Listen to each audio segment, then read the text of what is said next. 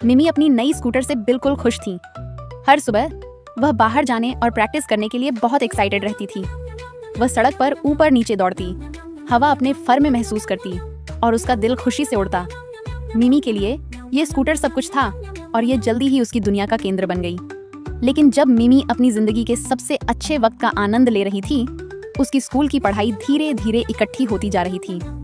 वह अपने होमवर्क को देखती, पढ़ाई के बारे में सोचती, लेकिन फिर बाहर खड़ी अपनी स्कूटर के बारे में सोचकर ध्यान भटक जाता। मैं बाद में कर लूंगी, वह हर बार खुद से कहती। कल पढ़ाई करूंगी, अभी बस एक और राइड की जरूरत है।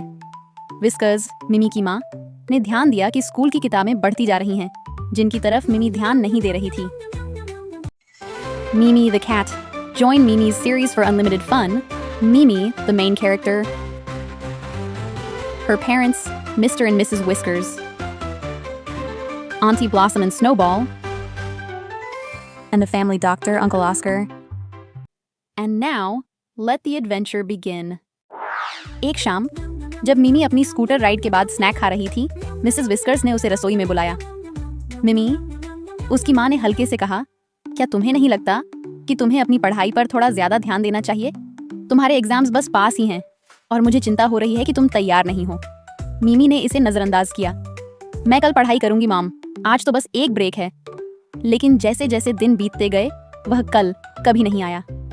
मिमी घंटे घंटे अपनी स्कूटर ट्रिक्स का आनंद लेती रही।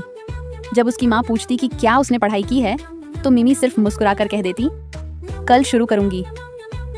एक शाम मिसेस विस्कर्स को काफी हो गया। उन्होंने देखा कि मिमी अपनी स्कूटर पर सड़क पर खुश होकर दौड़ रही थी, जबकि रसोई की टेबल पर उसका होमवर्क वैसे का वैसा पड़ा था। मिसेस विस्कर्स ने अपनी चिंता मिस्टर विस्कर्स से शेयर की और दोनों ने मिलकर तय किया कि अब कुछ करना होगा। अगले दिन सुबह मिसेस विस्कर्स और मिस्टर विस्कर्स ने फैसला किया कि अब कार्रवाई करनी होगी। जब मिमी लिविंग रूम में आई और अपनी स्कूटर पर फिर से प्रैक्टिस करने के लिए बाहर जाने वाली थी, उसके पिता ने उसके सामने स्कूटर लेकर खड़े थे। उन्होंने गंभीरता से कहा, हमने काफी इंतजार किया, लेकिन तुम्हारे एग्जाम्स आ रहे हैं और हम तुम्हारी पढ़ाई को नजरअंदाज नहीं कर सकते। तुम्हारी स्कूटर तब तक जाएगी जब तक तुम अपनी पढ़ाई पर ध्यान नहीं दोगी।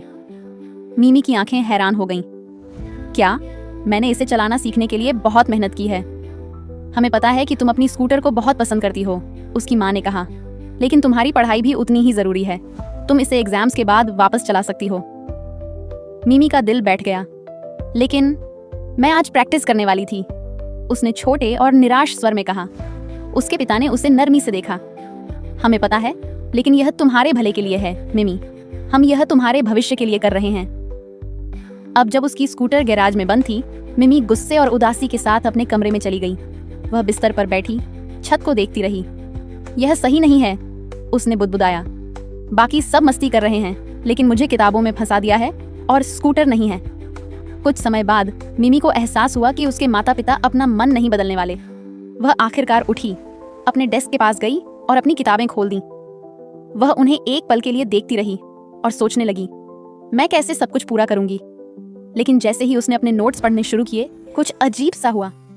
वह विषयों को बेहतर समझने लगी। वह जितना पढ़ती, उतना ही उसे आत्मविश्वास महसूस होता। हफ्ते के अंत तक मिमी ने अपनी ज्यादातर असाइनमेंट्स खत्म कर ली थीं और अब स्कूटर के बारे में सोचने पर उतना मायने नहीं रखता था। हालांकि वह स्कूटर को मिस करती थी, मिमी जानती थी कि उसके माता पिता सही थे। उसे समझ में आया कि संतुलन जरूरी है, पहले पढ़ाई, फिर स्कूटर का आनंद। जब उसके एग्जाम्स आए तो मिमी ने महसूस किया कि वह तैयार है।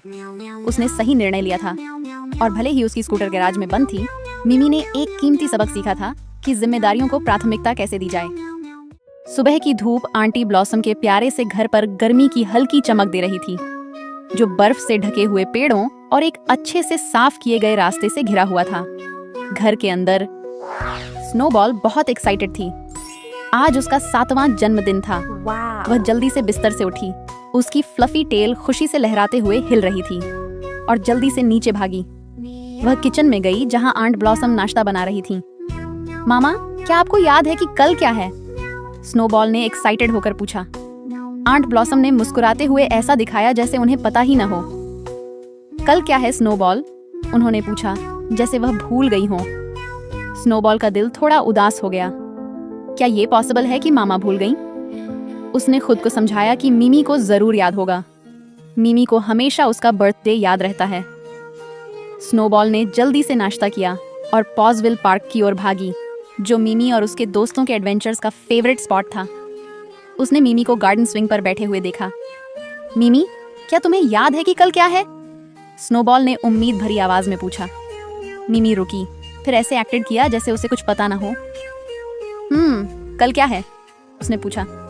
स्नोबॉल का चेहरा उदास हो गया। मीमी को भी याद नहीं था। वह वापस घर चली गई, बहुत उदास महसूस करते हुए। उसने अपने कमरे में खुद को बंद कर लिया, सबसे बचने की कोशिश करते हुए। उसने खाना भी नहीं खाया जो उसे लाकर दिया गया था। स्नोबॉल को ऐसा लगा जैसे किसी को उसके स्पेशल डे की परवाह नहीं थी। नीचे aunt Blossom, uncle Oscar, Mimi और बाकी सब लोग स्नोबॉल के लिए सीक्रेट सरप्राइज की तैयारी कर रहे थे। वे पूरे दिन इसकी प्लानिंग कर रहे थे, लेकिन कोई भी स्नोबॉल को सरप्राइज स्पॉइल करके नहीं बताना चाहता था। रात 12 बजे सब लिविंग रूम में इकट्ठा हुए। मीमी ने घड़ी देखी और धीरे से कहा, अब टाइम हो गया। सबने लिविंग रूम में काउंटडाउन शुरू किया। 3, 2, 1, रन रन रन। स्नोबॉल ने अपना दरवाजा खोला और नीचे की ओर धीरे धीरे आई, यह सोचते हुए कि क्या हो रहा है। जब वह नीचे पहुंची तो लाइट्स बंद थीं और घर एकदम शांत था। अचानक 3, 2, 1 लाइट्स जल गईं और सब चिल्लाए। लिविंग रूम में कलरफुल बर्थडे लाइट्स, बलून्स और बीच में एक बड़ा सा बर्थडे केक रखा हुआ था। सबने जोर से कहा, हैप्पी बर्थडे। स्नोबॉल का दिल खुशी से भर गया। उसने चारों ओर देखा। Mimi, aunt Blossom, uncle Oscar, Pearl, Whisk और यहाँ तक कि मिस्टर और मिसेस विस्कर्स भी वहाँ थे, मुस्कुराते हुए और तालियां बजाते हुए। और इस तरह स्नोबॉल ने अपनी बर्थडे मनाई। और अगर आप जानना चाहते हैं कि कैसे अंकल ऑस्कर की जॉब चले गई, तो इस वीडियो पे क्लिक करें।